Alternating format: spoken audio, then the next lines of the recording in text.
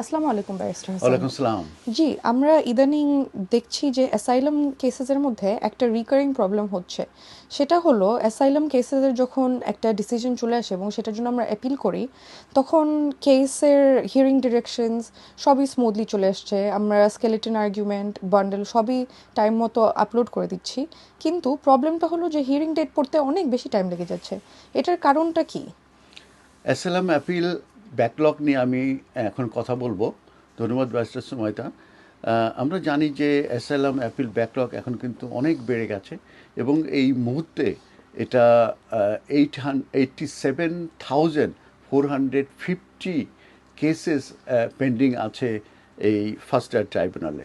The latest যে quarterly tribunal যে statistics, সেখানে দেখা যাচ্ছে যে ব্যাকলগ অ্যাসাইলামের যে অ্যাপিলের যে ব্যাকলগগুলো এটা কিন্তু ক্রমান্বয়ে কিন্তু এটা বেড়ে যাচ্ছে।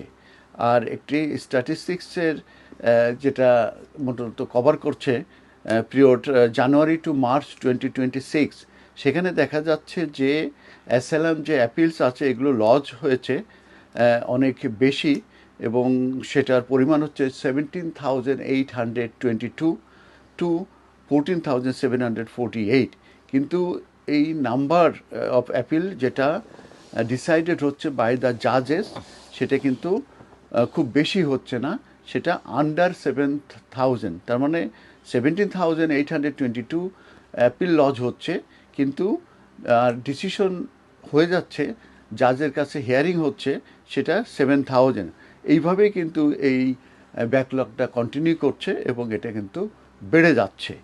তার অর্থ এই দাঁড়াচ্ছে যে অ্যাসাইলাম অ্যাপিলের ফাইনাল ডেট অফ কনক্লুশন যেটা এখন বেড়ে হয়েছে 67 উইকস, যেটা বলা হচ্ছে 17 মান্থস এই মুহূর্তে আছে।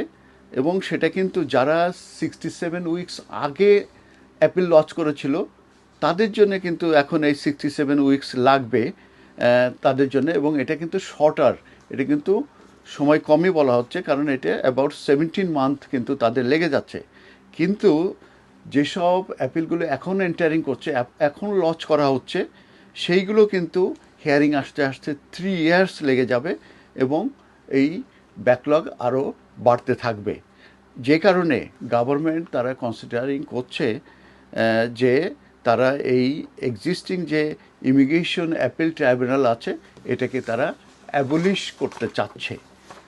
আর একটু আমি ডিটেলস বলি, সেটা হচ্ছে যে আমরা জানি যে এই মুহূর্তে অ্যাসাইলাম অ্যাপিলের গ্রান্টের রেট হচ্ছে 40%, আর 60% সাধারণত ডিক্লাইন্ড হয় কিংবা রিফিউজ হয়ে যায়। তো যারা এই এই ওয়েটিং যারা আছে তাদেরকে মূলত 3 ইয়ার্স তাদেরকে অপেক্ষা করতে হবে, এবং সেই সময় তাদের কাজ থাকলে কাজ করতে পারবে, কাজের পারমিশন না থাকলে তারা কাজ করতে পারবে না, এবং তাদের এই অ্যাসাইলাম সাপোর্টের উপরে তাদেরকে রিলাই করতে হবে। এবং এই এই এই যে আর যখন তারা এন্ডে যদি গ্রান্ট হয়ে যায় তাহলে তো গ্রান্ট হয়েই গেল। তো যে কারণে এই মুহূর্তে যে অ্যাপিলগুলো লঞ্চ করা হবে সেগুলো 3 ইয়ার্স তাদেরকে অপেক্ষা করতে হবে। অ্যাসাইলাম অ্যাপিলের উপরে আমি আপনাদেরকে এটা বললাম।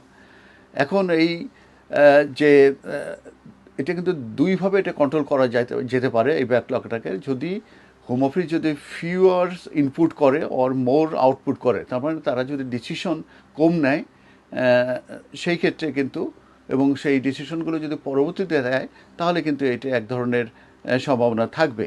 তবে আর আরেকটু স্ট্যাটিস্টিক্যালি আমি যেটা বলি সেটা হচ্ছে যে আপনার যেসব আরও কিছু অ্যাপিল আছে, যেসব অ্যাপিলেন্টরা মূলত অ্যাফেক্টেড হচ্ছে, এবং টোটাল অ্যাপিলের যে কেসলোড এই মুহূর্তে আছে সেটা হচ্ছে 150,000, মানে 150,000 অ্যাপিলস এই মুহূর্তে ফার্স্ট ইয়ার ট্রাইব্যুনালে পেন্ডিং আছে।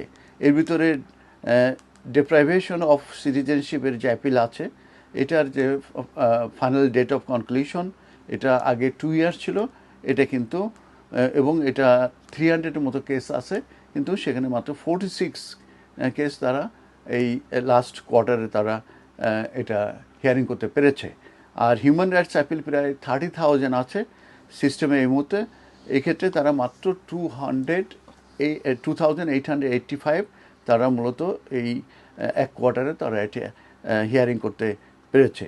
তো যে কারণে ট্রাইব্যুনালের এটা একটা বিশাল হোল হয়ে গেছে এবং এই সিস্টেমটা কাজ করছে না।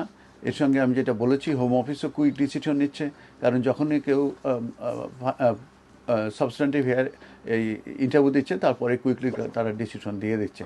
তো যে কারণে যে পরিমাণ অ্যাপিল লঞ্চ হচ্ছে সেই পরিমাণ অ্যাপিল এই মুহূর্তে হিয়ারিং হচ্ছে না, এবং সেটা হচ্ছে না যে কারণে যারা 17 মাস আগে যে অ্যাপিলগুলো লঞ্চ করেছে তাদের 17 মাস লাগছে, আর এখন অ্যাপিল যদি কেউ লঞ্চ করে তাদেরকে 3 ইয়ার্স পরে তারা হিয়ারিং পাবে। অতএব অনেকেই এসে আমাদেরকে বলেন এত দেরি হচ্ছে কেন, এবং আমাদের কিছু করার জন্যে। সেক্ষেত্রে আমরা চিঠি লিখতে পারি, ইমেল করতে পারি আমাদের পোর্টালের মাধ্যমে, কিন্তু তারা কিন্তু তাদের যে সিরিয়াল আছে সেটা সিরিয়াল ব্রেক করে জাম্পিং করে কারোর অ্যাপিলে কিন্তু আগে তারা শুনবে না। অতএব আপনাদেরকে ধৈর্য ধরতে হবে। ধন্যবাদ। ধন্যবাদ ব্যারিস্টার হাসান।